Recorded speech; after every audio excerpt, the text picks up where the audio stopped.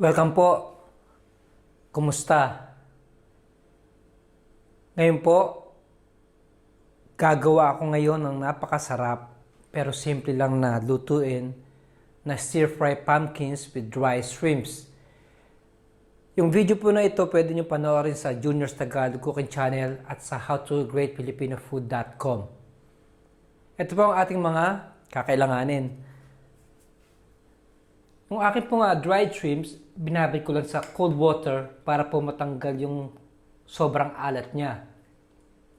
Tapos po, hiniwa ko na rin ng maliliit yung ating kalabasa, oyster sauce, soy sauce, onion, tomato, garlic, ginger, fresh chili, which is optional, and ground black pepper. Siyempre, gagamit din po tayo ng cooking oil at konting tubig lang.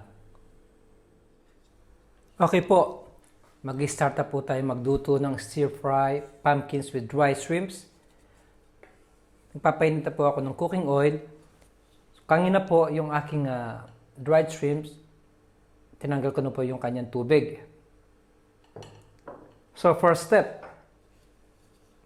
garlic,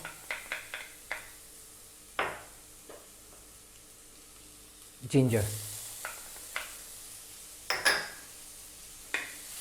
Hihintayin lang natin siya mag light brown. Tapos po mag-add tayo ng onion.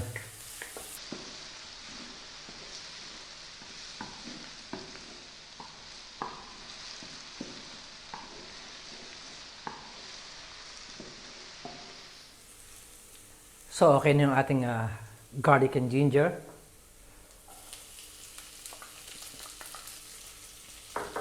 Sasabay ko na rin po yung aking kamatis. So, lulutuin natin yung ating onion at ang ating tomato ng mga 2 to 3 minutes. Tapos po, i-add natin yung ating kalabasa.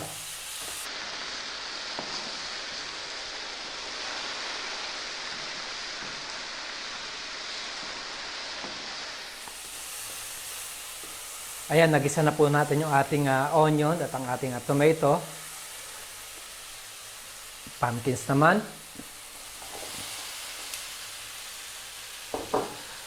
Lulutuin ko na yung ating pumpkins ng mga 5 minutes. Hahayaan natin siyang lumambot bago tayo mag-add ng dry shrimps. Gagawin ko lang, mag-add ako ng konting asin at konting tubig.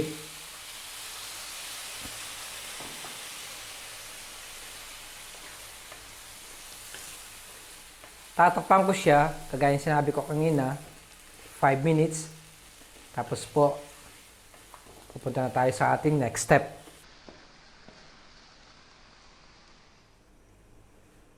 Tanggalin ko na po yung takip.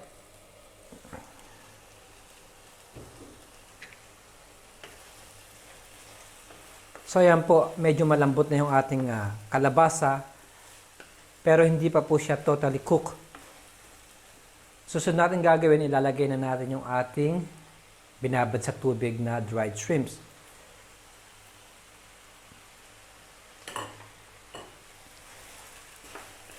Haluin ko lang sandali.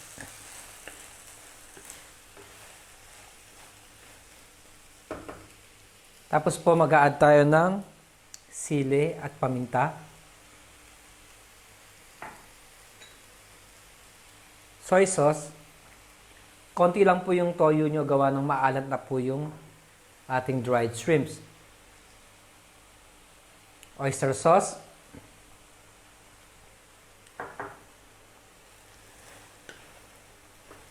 Again, hahaluin ko lang siya. Lulutuin ko ulit siya ng mga 5 minuto.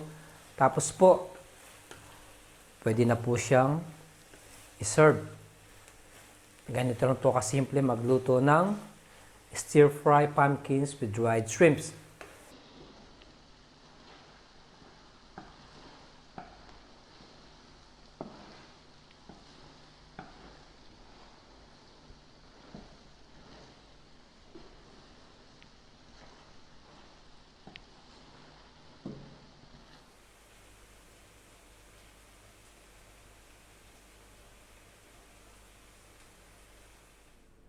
Okay, ito na po yung ating finished product ng stir-fry pumpkins with dried shrimp.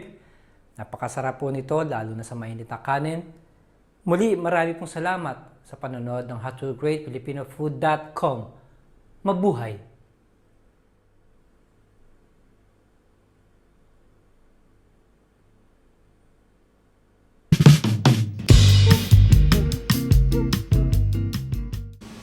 Hi, kumusta po?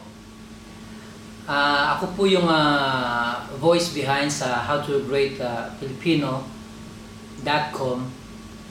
Ngayon po, nag-switch po ako sa Junior's Tagalog Cooking Channel. Pero every now and then, nandun pa rin ako yung channel ko sa howtogreatfilipino.com. Ngayon, sa bawat video po, ilalagay ko po yung link sa umpisa at sa huli ng aking video. Sana po magustuhan ninyo at mag-subscribe, comments, click like. Maraming salamat po. Mabuhay!